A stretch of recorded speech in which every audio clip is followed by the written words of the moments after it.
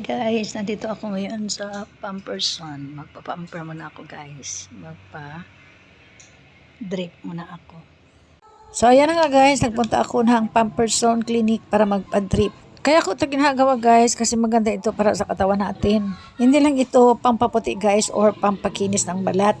Ito ay nakakatulong din para lumakas ang ating immune system. Alam niyo ba guys, maganda rin ito sa mga taong may insomnia. Kagaya ko na mayroong insomnia.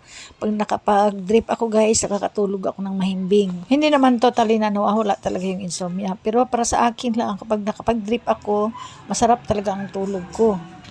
Mahimbing talaga. Hindi ito sponsored guys ha or promotion. Marami na akong nasubukang sa mga drip sa ibang clinic mga guys pero parang hindi ako hiyang. So kaya dito ako bumabalik kasi yung drip na ginagamit ko ay parang humihiyang talaga sa akin. Power drip pala mga guys ang pangalan ng aking ginagamit na drip.